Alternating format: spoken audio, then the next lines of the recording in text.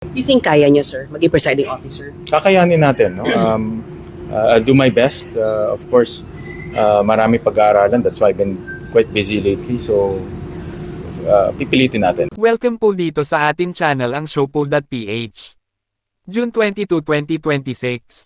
Nagpaunlak at nagbigay ng pahayag si Senador Win Gatchalian patungkol sa pagiging presiding officer sa paparating na impeachment trial ni Vice President Sara Duterte, ayon kay Senador Win.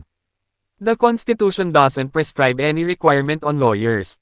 So, in fact, ang gusto ng Constitution, as layman as possible in proceedings, this is a political process.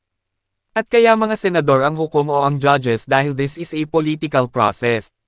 And ibinigay sa amin ng taong bayan yung desisyon para gumawa ng tama at siguraduhin na yung lilitisin ay maging patas. So yun ang binigay sa amin ng tao. Kaya walang requirement na maging abogado ka.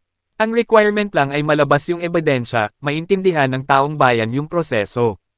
Kakayanin natin. I'll do my best. Of course, marami pag-aaralan. That's why I've been quite busy lately. So pipilitin natin.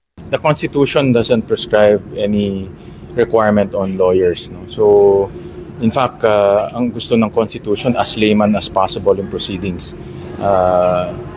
This is a political process. No? At kaya mga senador ang hukom o ang judges dahil this is a political process.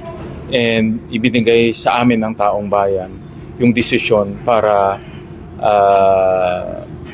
gumawa ng tama at siguraduhin na yung lilitisin ay maging patas. So yun ang ibinigay sa amin ng tao. Kaya walang requirement na maging abogado ka. Ang requirement lang ay malabas yung ebidensya, maintindihan ng taong bayan yung proseso. You think kaya niyo, sir, maging presiding officer? Kakayanin natin. No?